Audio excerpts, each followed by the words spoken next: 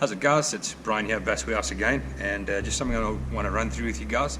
Just the basic Neko rig. Okay, so I've got the Pesca Pro series, the Neko rig rod, nice loose crush there with a beautiful drag.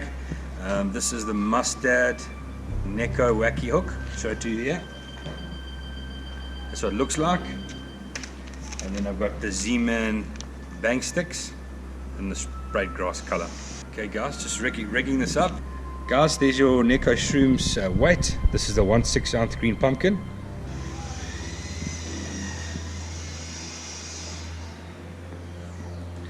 So what I'm doing now, guys, I'm just sticking that straight into that bang stick. It's obviously got the elastic, so very, very durable. Boom, and there it is, locked in place.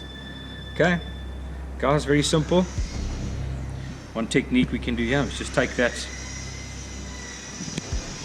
mustard hook like that, and we go straight through. You'll see there is also a seam on these baits, so you can go through seam to seam like that, straight through and out. Okay, that's your basic Neko setup. You can do your own adjustments in terms of where exactly you want it to go through, but that's your basic setup. So yeah, let's have a look and see what this thing looks like underwater.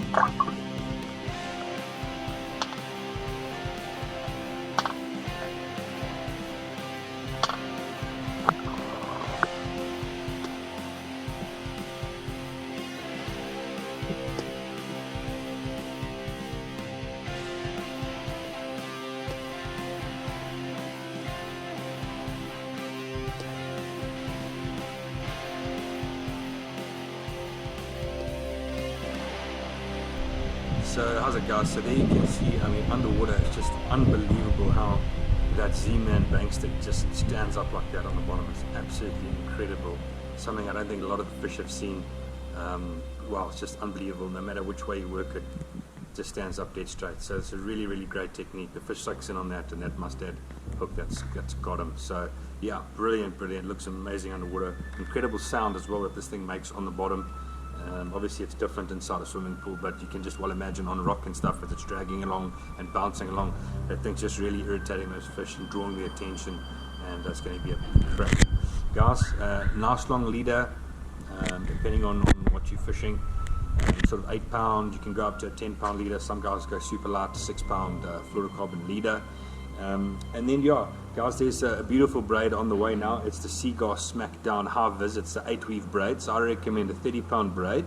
It's got an 8 pound mono or fluoro diameter, and that's going to allow you to see the what's the line. So when you do get that bite, you know, you're going to be able to have that high vis green. You're going to have a nice long leader, fluorocarbon, so it's not going to be an issue. But you'll pick up those subtle bites as you see that high vis green braid. Just move to the side or just straighten slightly as this rig is sitting on the bottom. So keep an eye out for that. Probably the next week or two that will be here. Chaps, just in terms of a weedless presentation, what you can do, just take that mustard into this the bang stick, if you can see that. And you can just go straight through the plastic. You can go seam to seam so that it's straight. It'll come out on the other side. Sorry, come out on the other side. And you can put that tip away. Just like that. Okay, here's a good view of it there. Guys, you're going to be able to flick that in a lot of different areas. And it's, you know, that weight's away from you. It's the opposite of a Texas rig, so it's kind of moving away from you into that cover. And that's going to give those fish something completely different to look at, because the weight's on the other side. Normally it'd be on the top side, so it's actually moving away from you. So yeah, there's a weedless way of doing it. Nice straight shank hook, so you should get a nice hook penetration on that as well.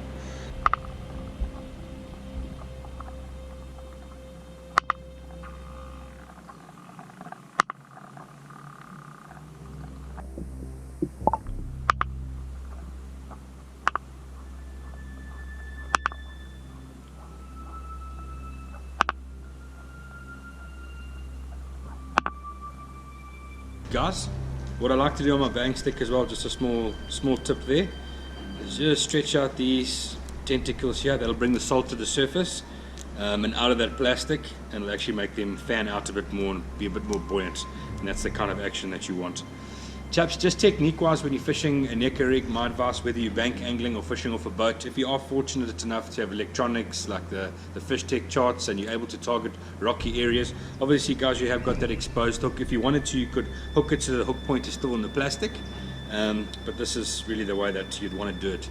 So fishing over rocky points and areas like that, like I said, if you have got the fish tech charts, the Lowrance electronics, your Humminbird 360, anything like that, if you are fortunate enough, then it's quite easy, guys. You cast it out, let it go down to the bottom on those sort of rocky areas.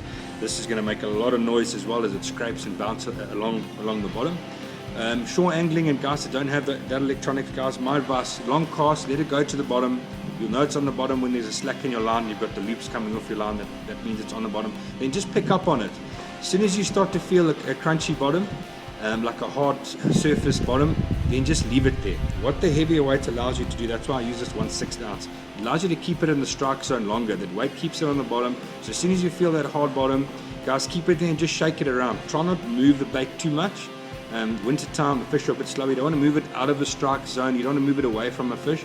But obviously, you know, every, like, let's say 10 seconds or so, you move it a little bit to try and get it, if the fish are closer to you, towards the strike zone. So just bear that in mind, guys. Something you can do at home to practice it, to try to get it, to get a feel for what it's like.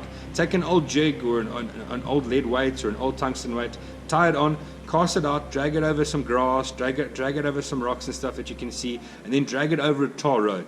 When you feel that sort of that feeling through the rod of what that tar road looks like, that's kind of what I'm describing to you guys when I say get it onto that hard bottom.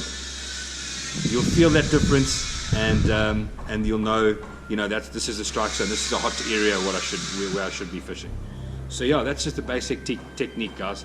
Cast it out, get it onto that firm bottom, and just move it around there very slowly, jiggle it up and down.